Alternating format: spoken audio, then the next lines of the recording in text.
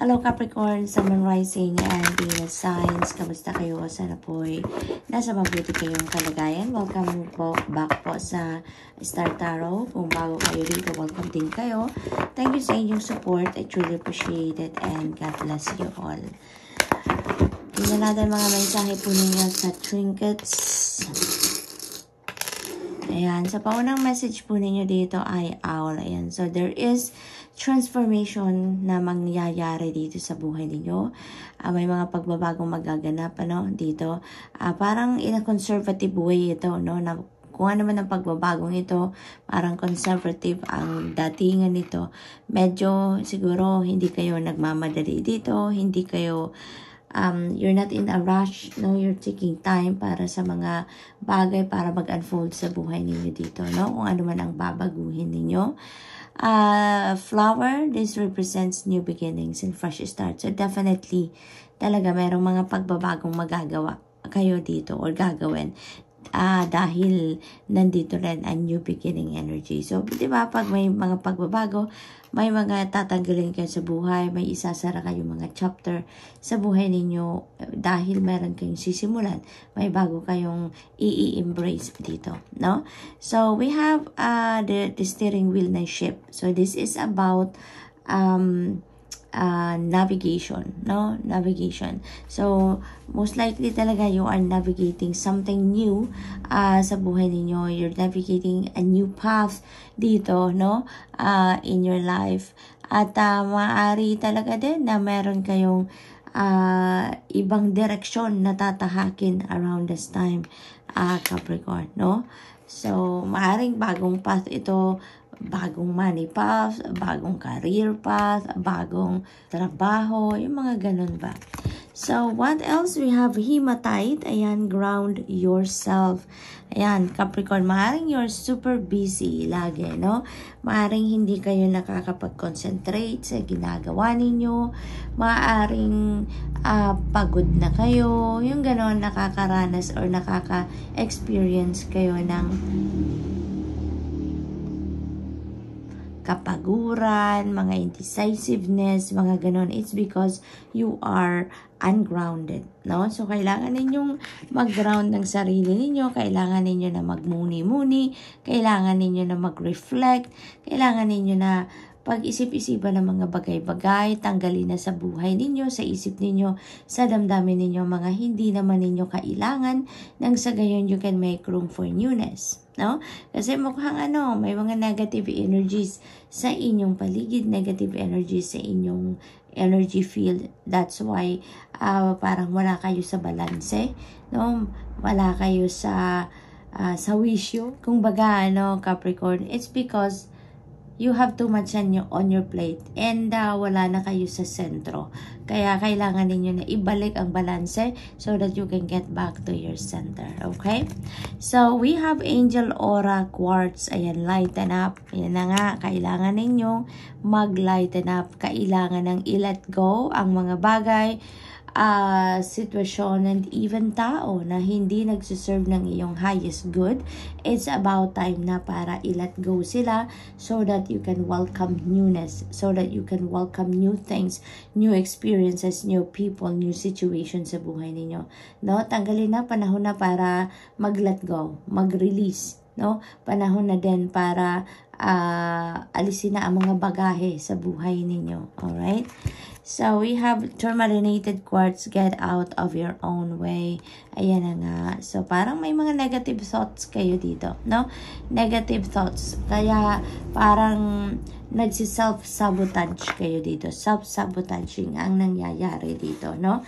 Kasi may mga naiisip kayong hindi naman kailangan, hindi naman dapat, no? And it stands between you and your success, no? Yung mga negative thoughts na yan, it stands between you and your genuine happiness. Yung mga ganun ba? Kaya, get out of your own way. Because, maaring meron ng parating dito sa inyo na biyaya. May parating na prosperity, abundance, no? May parating na good things. But, because, no, maaring may mga negative thoughts, feelings, and emotions talaga kayo. Yung parang, yan ang nagsiserve as barrier, no? para sa pagdating ng mga magagandang bagay sa buhay ninyo. So, tanggalin na yan. So, lighten up. No? Lighten up kasi nagpapabigat yan sa buhay ninyo. Alright? So, we have wonders. Ayan. Wondrous events are about to unfold dito sa buhay ninyo. Kaya kailangan ninyo talaga na mag-let go ng mga barrier na yan. No? Mag-let go ng mga negativity na yan para nang sa gayon walang sagabal sa pagpasok ng mga wonderful events na ito sa buhay ninyo. No? These are like miraculous events na parating, magagandang bagay, no? Ang maaaring mag-unfold sa buhay ninyo around this time. We have wisdom sa mga sitwasyon ninyo sa buhay sa ngayon. Capricorn, most likely yung wisdom ninyo, yung experiences ninyo in life, no? Yun ang parang kailangan ninyong gamitin para maharap ninyo ng mabuti kung ano man ang inyong sitwasyon na medyo hindi siguro masyadong favorable para sa inyo, no? This is the time where you can apply those wisdom na meron kayo, the learnings that you had, no, sa buhay ninyo. Yun ang parang kailangan ninyong gamitin ngayon, ano, para nang sa gayon magtagumpay kayo sa kung ano man ang binabalak ninyo sa buhay. We have opportunity. Ayan. So, napakalaking opportunity ito, no? Maaring this is a golden opportunity na meron kayo sa ngayon, Capricorn, no?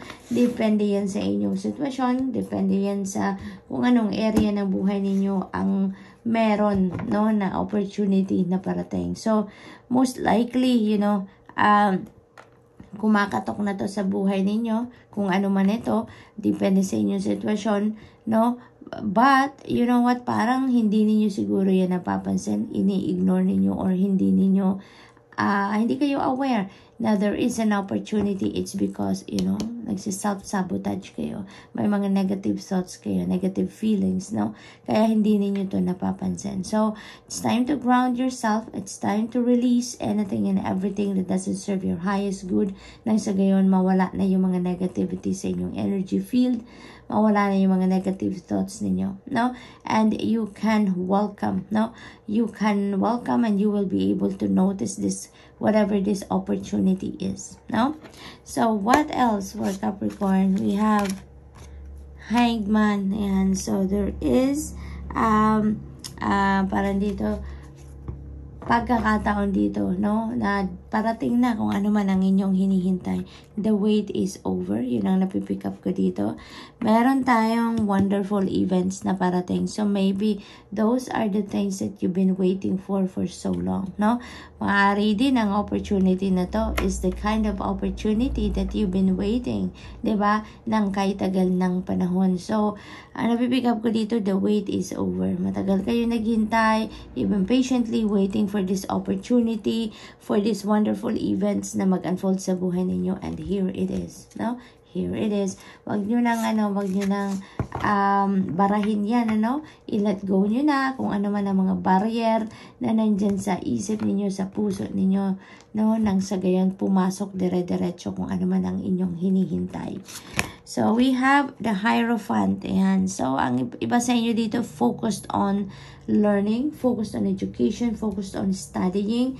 No, you may be curious about something dito and you know, kailangan ninyo na pag-aralan yan, no? At maaaring yun ang ginagawa ng iba sa inyo dito. Maaari din naman na you are sharing your knowledge dito, no? Maaring you are a counselor, a mentor, maaaring ikaw ay isang teacher din, kaya you are sharing, no, what you have, no, sa sarili ninyo, kung ano yung learning ninyo, whether that is academic knowledge, whatever that is, whether that is wisdom, no, learnings in life, you are also sharing that to other people, no, Capricorn? So, what else? We have the Hermit energy. This is a Virgo energy, Capricorn. So, maybe you have a Virgo placement in your chart or maybe you are dealing with a Virgo. So, meron tayo dito invitation for solitude, no, Capricorn? Kailangan ninyo siguro dito na magmuni-muni talaga kayo, mag-spend time alone kayo so that you can reflect on the things, no, na hindi na ninyo kailangan kailangan sa buhay ninyo para makatulong sa inyo na mag-lighten up kayo, no? So, you may need to figure out what are the feelings, thoughts, na hindi na ninyo kailangan sa buhay ninyo, no? Kaya kailangan ninyo na pag-isip-isipan yan, and maaaring kailangan ninyo na mag-step back muna ng kahit konting panahon lang sa pinagkakabisihan ninyo nang sa gayon makapag-focus kayo sa gagawin ninyong itong inner work, no?